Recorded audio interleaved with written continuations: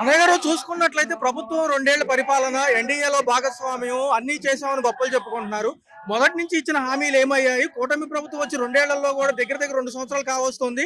18 నెలల పరిపాలన పైనే చూస్తున్నారు ప్రజలు. ఒక పక్క సంక్షేమాలు అలాగే ఉన్నాయి. ఇచ్చిన హామీలు ఏమైపోయాయి? నిరుద్యోగ భృతి ఏమైంది? రాగానే వాలంటీర్లు నియమించి వాళ్ళకి జీతం పెంచుతా ఉన్నారు. వాళ్ళని పక్కన పెట్టేశారు. అసలు ఏం జరుగుతుంది రాష్ట్రం?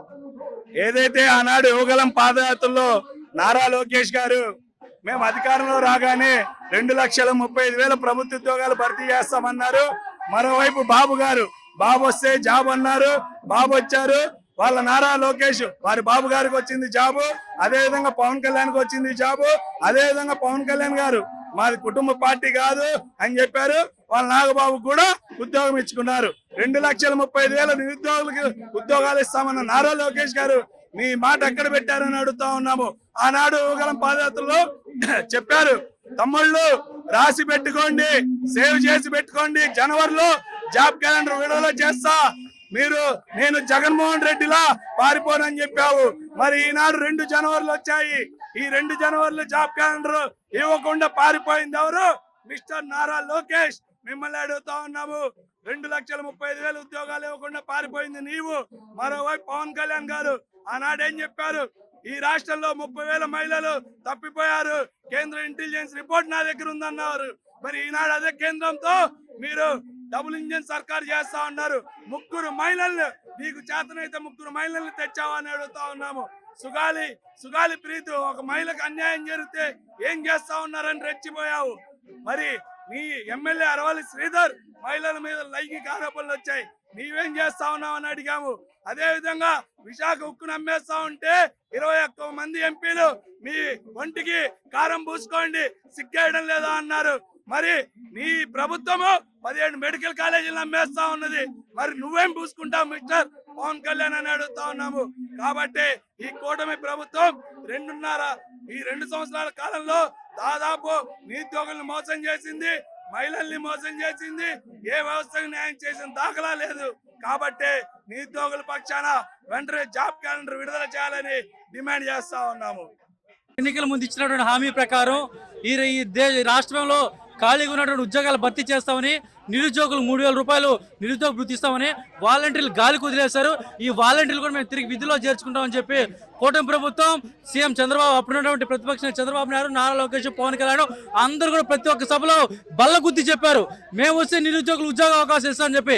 ఈరోజు అనేక కంపెనీలు వస్తున్నాయి, అనేక కంపెనీలు తెస్తున్నాం, ఉద్యోగాలు ఇస్తున్నాం, కానీ ఎక్కడ ఊకదంపుడు ఉపన్యాసాలు తప్ప ఎక్కడ కూడా నిరుద్యోగులకు ఒక్క ఉద్యోగం కూడా వచ్చే పాపాలు ఈరోజు రాష్ట్ర ప్రభుత్వం పోలేదు. ఈరోజు వాలంటీర్లు గాలికి వదిలేశారు. అదే ఉద్యోగాల పరిస్థితి, ఉద్యోగాలు రోడ్లు ఎక్కితే మా మీద అక్రమంగా కేసులు పెడతారు.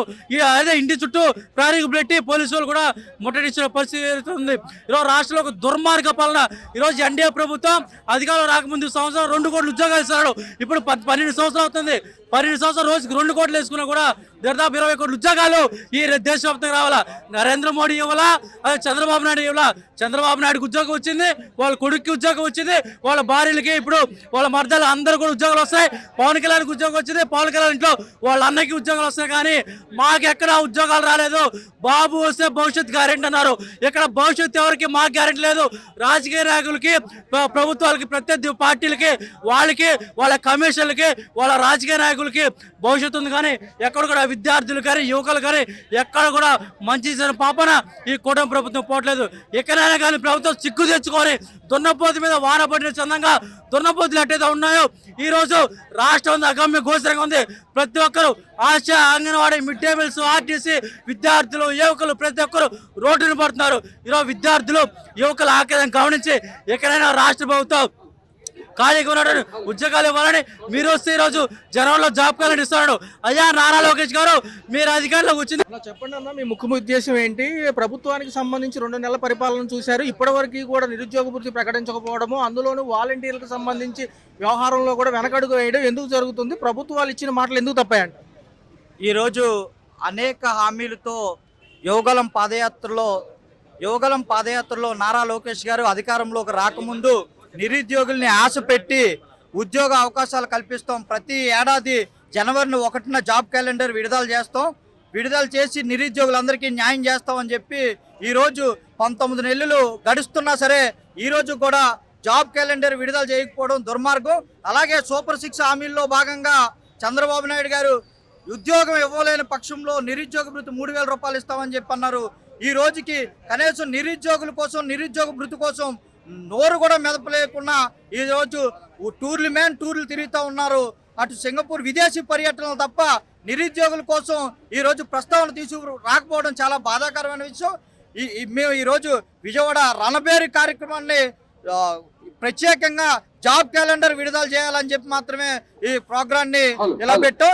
నెక్స్ట్ రానున్న ఈ జనవరిలో జాబ్ క్యాలెండర్ విడుదల చేయకపోతే సీఎం క్యాంప్ కార్యాలయాన్ని ముట్టడి చేస్తామని చెప్పి ఏఐవైఎఫ్ గా డిమాండ్ చేస్తాం. నా పేరు రాజు, అనకాపల్లి జిల్లా ఏఐవైఎఫ్ కార్యదర్శి. పరిస్థితి ఏంటి? ఎందుకు ఇంకా నిరుద్యోగ వృత్తి ప్రకటించలేదు ప్రభుత్వం?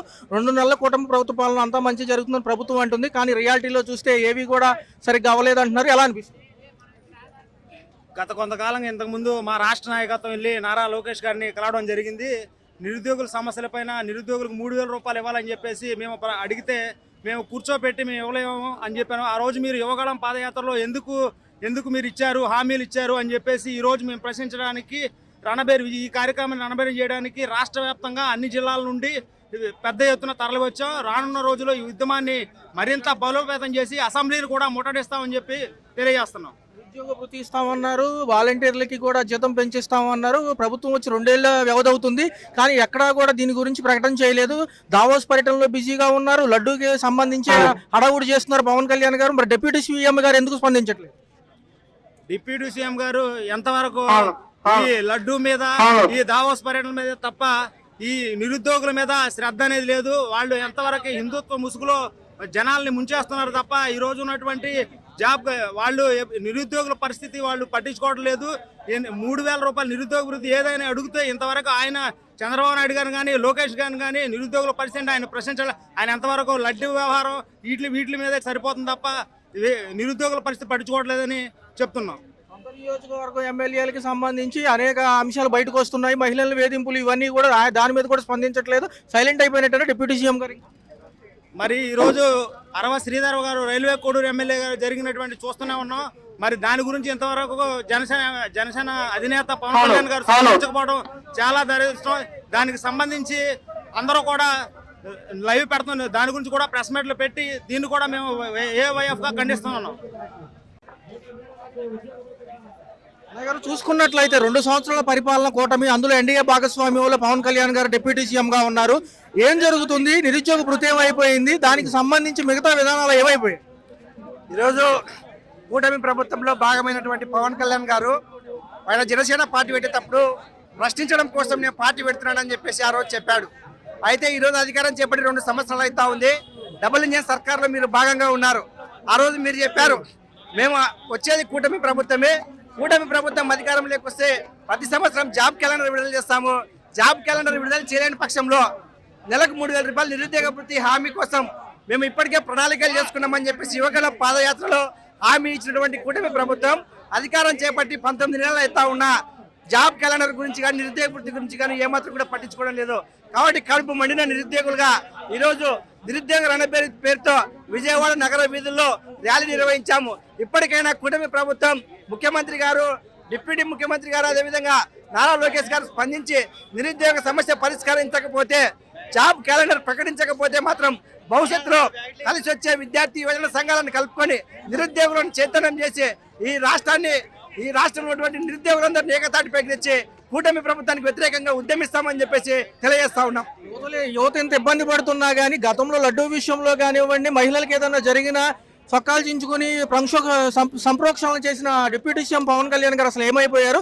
సొంత నియోజకవర్గానికి సంబంధించి కూడా సరిగ్గా పట్టించుకోవట్లేదు అంటున్నారు. ఇటు చూసుకుంటేనేమో వాళ్ళ ఎమ్మెల్యేలు అందరూ కూడా మహిళల వేధింపులపైనే ఉన్నారు. మొదటి నుంచి అదే వాదనగా సాగుతుంది. ఎలా చూడాలి ఈ అంశాలన్నీ? చూసుకున్నట్లయితే నిజంగా పట్టించుకుంటున్నారా? మరి ఇప్పుడు ఏం చేయబోతున్నారా? పవన్ కళ్యాణ్ గారు ఏ ఎండకు ఆ గొడుగు పట్టే విధంగా మారిపోయారు. ఈరోజు మనం చూసాం, రిపబ్లిక్ డే రోజు నరేంద్ర మోడీని అనుసరించే విధంగా ఆయన వస్త్రధారణ అయితేనేమి, అధికారంలో రాకముందు ఒక మాట, అధికారంలోకి వచ్చిన తర్వాత సనాతనే పేరుతో యువతను మభ్యపెట్టడం కోసం ప్రయత్నిస్తూ ఉన్నారు. అయితే మేము అఖిల భారతీయ యువజన సమైక్యగా ఉప ముఖ్యమంత్రి గారికి ఒకటే డిమాండ్ చేస్తా ఉన్నాం. మీరు గతంలో మీరు చెప్పారు రాష్ట్రంలో దాదాపు 3 లక్షల మంది మహిళలు మాయమయ్యారని చెప్పేసి, దీనిపై నేను పోరాడతానని చెప్పారు. మరి అధికారం చేపట్టి 2 ఏళ్ళు అవుతా ఉంది. మీ పార్టీకి సంబంధించినటువంటి నాయకులు వరుసగా మహిళలను వేధించినటువంటి సంఘటనలు చిక్కుతా ఉన్నారు. దీనిపైన మీరు ఎందుకు మాట్లాడడం లేదని చెప్పేసి ఏ వైపుగా మేము ప్రశ్నిస్తా ఉన్నాం. తదుపరి కార్యాచరణ ఎలా ఉండబోతుంది? గతంలో కూడా ఇదే అంశం పైన చాలా సార్లు పోరాడు, ప్రభుత్వం తరపు నుంచి ఎటువంటి సమాధానం లేదు. మరి ఏం చేయబోతున్నారు? కూటమి ప్రభుత్వం 2024 ఎన్నికలకు ముందు ఇచ్చినటువంటి హామీని అమలు చేయాలని చెప్పేసి ఈరోజు శాంతియుతంగా విజయవాడ నగర వీధుల్లో ర్యాలీ నిర్వహించాం ఏఐవైఎఫ్గా. కూటమి ప్రభుత్వం స్పందించకుంటే మాత్రం భవిష్యత్తులో విద్యార్థులను నిరుద్యోగులను ఏకతాటిపైకి తెచ్చి ఈ కూటమి ప్రభుత్వ వైఫల్యాలను ఎండగట్టడం కోసం అవసరమైతే సీఎం క్యాంప్ కార్యాలయాన్ని, అవసరమైతే అసెంబ్లీ సమావేశాలు జరిగే సందర్భంలో అసెంబ్లీని ముట్టడిస్తామని చెప్పేసి హెచ్చరిస్తా ఉన్నాం. ఎట్లయితే ఏమవుతుంది? రాష్ట్రంలో ఇచ్చిన హామీలన్నీ కూటమి ప్రభుత్వం నెరవేర్చినట్టేనా? అందులో నిరుద్యోగ భృతి ఏమైంది? వాలంటీర్లు రాగానే జీతం ఎక్కువ ఇచ్చి మళ్ళీ నియమించుకుంటామని చెప్పారు. దాని గురించి ఎక్కడా కూడా ప్రస్తావన లేదు. 2 ఏళ్ల నుంచి ఖాళీగా ఉంటున్నారు, విధుల నుంచి తొలగించడం జరిగింది. వాళ్ళని గతంలో వరదల్లో కూడా వాడుకున్నారు. మరి ఇప్పుడు ఏమంటారు? నారా చంద్రబాబు నాయుడు గారు అధికారంలోకి రాకముందు విద్యార్థులని యువజనుల దగ్గరికి వెళ్ళి పాదయాత్ర రూపంలో వెళ్ళి నేను వస్తే జాబ్ సూరిటీ భవిష్యత్తు గ్యారంటీ అని చెప్పి హామీలు ఇచ్చుకొచ్చి గెలుచుకున్న తర్వాత ఈరోజు పూర్తి స్థాయిలో విద్యార్థులను కానీ యువజనులను కానీ సచివాలయ ఎంప్లాయీస్ని కానీ లేదు అన్నట్లయితే వాలంటీర్స్ని కూడా పూర్తి స్థాయిలో స్పందించడం లేదు. ఇప్పటి వరకు కూడా జాబ్ సూరిటీ భవిష్యత్తు గ్యారంటీ అన్నట్టు చంద్రబాబు నాయుడు బయటకు వచ్చి ఇప్పటివరకు ఒక్క వాగ్దానం కూడా ఇవ్వలేదు. అందుకే నూతన జాబ్ క్యాలెండర్ విడుదల చేయాలని చెప్పి ఈరోజు చెలో విజయవాడ కార్యక్రమం పెట్టడం జరిగింది. లేని పక్షంలో ఈ ఉద్యమాలన్నీ మరింత ముందుకి కొనసాగిస్తామని చెప్పి హెచ్చరికలు చేస్తా ఉన్నాం. విషయం బయటపడింది, కల్తీ జరిగింది కేవలం పామాయిల్తోనే కానీ జంతువుల అవశేషాలతో కాదని తేలింది. మరి ఇప్పుడు ఏం సంప్రోక్షణ చేస్తారు? ఈయన ఎవరైతే డిప్యూటీ సీఎం పవన్ కళ్యాణ్ గారు, మరి గతంలో మహిళల పట్ల కూడా ఇబ్బంది జరిగిన బయటకు వచ్చినా నిరుద్యోగులకు కానివ్వండి, నిరుద్యోగ భృతి ఇవ్వకుండా ఉన్నప్పుడు ఎందుకు మాట్లాడలేదు? పవన్ కళ్యాణ్ గారు అవకాశవాస్తుడు. ఆయన అధికారంలో రావడం కోసం మాయ మాటలు చెప్పి ప్రజల దగ్గరికి వెళ్ళి మాయ మాటలు చెప్పి ఆయన యొక్క భవిష్యత్తుని పాడు చేసుకోకుండా ఆస్తులను సంపాదించుకోవడం కోసమే ఆయన రాజకీయంలోకి రావడం జరిగింది. ఆ యొక్క పార్టీని కూడా నిలబెట్టుకోవడం అనేది పార్టీని పోషించడం కాదు, ఆ యొక్క ఆస్తులను కాపాడుకోవడం కోసమే ఆయన రాజకీయం రావడం జరిగింది. నిరుద్యోగ భృతి హామీలు ఇచ్చుకొచ్చారు. ఇప్పటి వరకు కూడా నిరుద్యోగుల కోసం ఏమీ కూడా ఎక్కడ ప్రెస్ మీట్లో కానీ ఎక్కడా కూడా వాగ్దానం ఇవ్వలేదు. ఇప్పటి వరకు నిరుద్యోగ భృతి ఇస్తామనేది కూడా చెప్పడం లేదు. అదేవిధంగా ఉగాది రోజు ఒక చిన్న తీపి జ్ఞాపకంగా చెప్పారు. ఉగాది రోజు తీపి జ్ఞాపకంగా ఇస్తామనేటువంటి జాబ్ క్యాలెండర్ ఇప్పటి వరకు కూడా ఇవ్వడం లేదు. తక్షణమే చెప్తా ఉన్నాం చంద్రబాబు నాయుడు గారికి, పవన్ కళ్యాణ్ గారికి, నారా లోకేష్ గారికి ఒకటే చెప్తా ఉన్నాం, నూతన జాబ్ క్యాలెండర్ విడుదల చేయకపోతే ఈ యొక్క ఉద్యమం అనేది మరింత ముందుకే కొనసాగిస్తామని చెప్పి ఈ సందర్భంగా తెలియజేస్తా ఉన్నాం. ఏం జరుగుతుంది? కూటమి ప్రభుత్వం 2 సంవత్సరాల పాలన దగ్గరలో ఉంది, 18 నెలల పైనే చూశారు. రాగానే నిరుద్యోగ భృతి అన్నారు, రెండోది వాలంటీర్లకు ఎటువంటి అన్యాయం జరగదన్నారు. వాలంటీర్లను పక్కన పెట్టారు, ఫీజు రియంబర్స్మెంట్లు పక్కన పెట్టారు, నిరుద్యోగుల్ని పక్కన పెట్టారు. జాబ్ క్యాలెండర్ అన్నారు, వదిలింది లేదు. ఏం జరుగుతుంది? మాట్లాడితే విదేశీ పర్యటనలు, లడ్డూ విషయంలో హడావుడి చేసిన పవన్ కళ్యాణ్ గారు కానివ్వండి, మహిళల పట్ల నేను చిత్తశుద్ధితో ఉంటాను, ఏ సమస్య వచ్చినా ముందు ఉంటానన్నారు. నిజంగా చూసుకుంటే వాళ్ళ ఎమ్మెల్యేలే మహిళల పట్ల అనుచితంగా ప్రవర్తిస్తున్నారు. ఎలా ఉంది అసలు? ఇప్పుడు ఏదో కూటమి ప్రభుత్వం వస్తే అంత మారిపోతుంది అనే ఉద్దేశం, ఏదో కూటమి ప్రభుత్వం వస్తే అంత మారిపోతుంది అనే ఉద్దేశంతో ఈరోజు జనాలు పట్టం కడితే, ఈరోజు కూటమి ప్రభుత్వం వచ్చినాక 2,60,000 మంది వాలంటీర్లను రోడ్డు మీదకి వేశారు. వాళ్ళు మీ రాష్ట్ర ప్రజల బిడ్డలన్న సంగతి మీరు మర్చిపోతున్నారు. మళ్ళీ వాళ్ళ తల్లిదండ్రుల దగ్గరికి మీరు వెళ్ళాల్సిన రోజు వస్తుంది. ఆ రోజు ఏమని చెప్తారు చూడండి. ఈరోజు వాలంటీర్ల ఉద్యోగాలను తీసేసి పెద్ద వాలంటీర్గా చంద్రబాబు నాయుడే పింఛన్ ఇస్తున్నాడు. ఏమి మీకు ముఖ్యమంత్రి పదవి వద్దా? వాలంటీర్ పదవే కావాలా? ఎందుకయ్యా ఆ వాలంటీర్లకు వాళ్ళ ఉద్యోగాలు వాళ్ళకి ఇచ్చేసి నీ ముఖ్యమంత్రి పదవి హోదా నువ్వు చేసుకోవచ్చు కదా? ఎందుకు ఇటువంటి దిగజారుడు పనాలు ఇటువంటివి ఎందుకు చేస్తున్నారు? నారా లోకేష్ గారు నిరుద్యోగ భృతి అన్నారు, చదువుకున్న వాళ్ళు మొత్తం రోడ్డుకి ఎక్కారు. 20 లక్షల ఉద్యోగాలు అన్నారు, సంవత్సరానికి 4 లక్షలు అన్నారు. ఎక్కడ మీ ఉద్యోగాలు? ఎక్కడ ఇస్తున్నారు? నిరుద్యోగ భృతి ఎక్కడ ఇస్తున్నారు? ఈరోజు ఫీజులు కట్టలేక, ఫీజు రిమైండ్స్మెంట్ లేక విద్యార్థులు అల్లాడిల్లిపోతున్నారు. తల్లిదండ్రులు అయితే వాళ్ళని చదివించుకోవాలా లేదా అనే పరిస్థితి తీసుకొని వచ్చారు. ఎందుకు మిమ్మల్ని ఈ జనాలు ఓటేసినందుక ఈరోజు ఈ పరిస్థితి తీసుకొని వచ్చారు? అసలు పవన్ కళ్యాణ్ గారు ఏదైతే ప్రశ్నిస్తామన్నారు, మరి ఈరోజు పవన్ కళ్యాణ్ గారు మీరు ఏమైనట్టు? మరి మా ఏదైనా అంటే మా వాదన ప్రశ్నిస్తానంటాను కదా, మరి ఈరోజు ఎందుకు ఈ విధంగా చేస్తున్నారు? ప్రతి దానికి గవర్నమెంట్కి మీరు తప్పు చేస్తున్నా సపోర్ట్ ఇస్తున్నారు పవన్ కళ్యాణ్ గారు. ఈరోజు మీరంటే చాలా అభిమానం ఉండేది మాకు, ఆ అభిమానం కూడా లాస్ట్కి వెళ్ళిపోతుందని భావిస్తున్నాం. ఎందుకంటే మీరు ఒక స్ఫూర్తిదాయకము, మీలో ఒక యువతరం మేల్కొల్పే శక్తి ఉంది, కానీ దాన్ని మీరు యూటిలైజ్ చేయకుండా ప్రభుత్వం ఏ తప్పు చేసినా దాన్ని సమర్థిస్తున్నారు. ఈ లడ్డు విషయంలో కానీ ఇంకో విషయంలో కానీ ఏది గమనించకుండా వాళ్ళు ఏది చెప్తే అదే మీరు మాట్లాడుతున్నారు. చూడండి పవన్ కళ్యాణ్ గారు, మిమ్మల్ని వాళ్ళు తక్కువ చేసిన తర్వాత మీరు పక్కకి వెళ్ళాల్సి వస్తుంది. దాన్ని మీరు గమనించుకోండి. మిమ్మల్ని అడ్డు పెట్టుకొని వాళ్ళు మాట్లాడుతున్నారు. కాబట్టి దయచేసి పవన్ కళ్యాణ్ గారు ఒక్కటి గమనించండి, మీకు ఉన్న జ్ఞానము చాలా అమోఘము, మీకున్న నాలెడ్జ్ చాలా ఇది. మీరు ఖచ్చితంగా నిరుద్యోగుల వైపు నిలబడి పోరాడతారని చెప్పేసి నిరుద్యోగ వృత్తి ఇప్పిస్తారు. వాలంటీర్లకు 5,000 కాదు 10,000 ఇస్తానమ్మా నా జేబుతో అని చెప్పారు. మరి ఏమయ్యా పవన్ కళ్యాణ్, మరి ఈరోజు వాలంటీర్లు రోడ్డున పడ్డారు, వాలంటీర్ మహిళలు రోడ్డున పడ్డారు. మరి వాళ్ళ పరిస్థితి ఏంటి? వాళ్ళు ఈరోజు గ్రామాల్లో వార్డులలో సమ్మెలకు మొదలుస్తున్నారు. ఈరోజు వాళ్ళు గ్రామాల నుండి పైకి ప్రతి ఒక్కరి కలుపుకొని వచ్చి ఈరోజు రాష్ట్రం మీద ఖచ్చితంగా పడతారు. మిమ్మల్ని ఖచ్చితంగా ముట్టడి చేస్తారని చెప్పేసి కోరుచున్నాము.